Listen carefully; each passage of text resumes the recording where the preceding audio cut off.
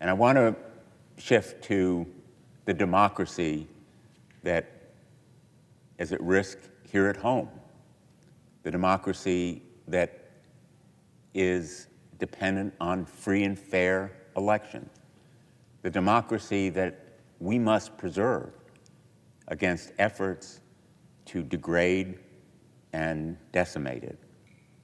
President Trump has called for a nationalization of American elections. Now, Americans may ask themselves, what is nationalization of elections? Well, you need to look no further than the so-called Save America Act, which would create absolutely horrendous burdens for all Americans registering to vote and then, in fact, voting. It would create burdens for states which have the constitutional responsibility to administer elections.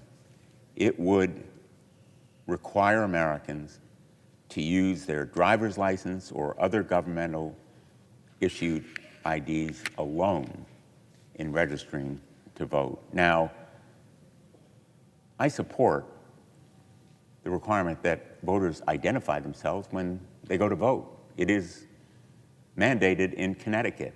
I do it every time I go to vote, presenting my driver's license. But the SAVE Act is not about voter identification, it is about voter purges.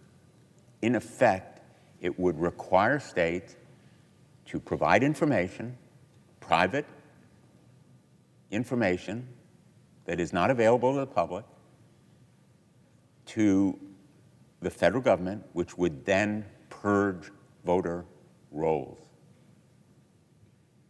Purging voter rolls is an anathema when it relies on inaccurate ICE information. And that's essentially what the Save America Act would require. The Save America Act requires voters not just to present voter identification, it enables voter purges and federalizes that requirement in a way that is antithetical to all the principles of our Constitution that maintain state responsibility for voting. I am proposing that we also protect our elections by ensuring that ICE cannot be used at the polls, that ICE agents and officers be barred from the polls. We need to make sure that there is an absence of intimidation and fear when voters approach the polls, because otherwise they'll be discouraged from voting. ICE has no business in front of voting booths. It has no right or responsibility at the poll. The discouragement of voters is happening in real time. Sending Tulsi Gabbard to Fulton, Georgia, continuing the false narrative that somehow there was fraud in the Georgia vote, continuing the false narrative that there is voting fraud rampant in the nation. The statistics and the facts prove that contention absolutely wrong. The intimidation of poll workers, the demand for voting information, all of it absolutely unjustified. So President Trump is pushing Republicans in Congress to pass the Save America Act, a bill that would constitute the most restrictive, most significant restriction on the right to vote in generations. He's devoted a full web page to the bill on the White House website. And ironically, it would make it harder to vote than to buy an assault rifle.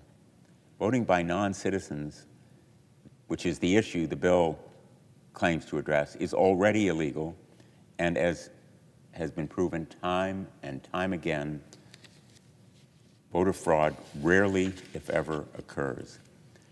But while the problem is a fake, the bill would have real effect.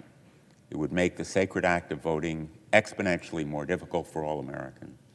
Over 20 million American citizens, 1 in 10 voting-age Americans, simply don't have the access to the documentation that this bill would require to vote. Voting identification in some form ought to be required, but not in the way that this bill does it, restrictively and discriminatorily. 250 years ago, America broke from the chains of monarchy and chose democracy, a government that's supposed to be by and for the people. But as we approach this nation's birthday, we are challenged as never before to defend democracy, to defend it in Ukraine by supporting the brave freedom fighters there, and by supporting it here, by defending and advocating the right of every American to vote in free and fair election. Thankfully, we still have our democracy. It's under threat as never before. But as the saying goes, democracy is not a spectator sport. We will have it only as long as we can keep it, as Benjamin Franklin said to the person who asked him about it after the Constitutional Convention. We have a republic only as long as we can keep it. We need to emulate the courage of the people of Ukraine and of our founding fathers, and to fight back against President Trump's effort to silence us and to potentially threaten our democracy. Thank you, Mr. President. I yield the floor. I suggest the absence of a quorum.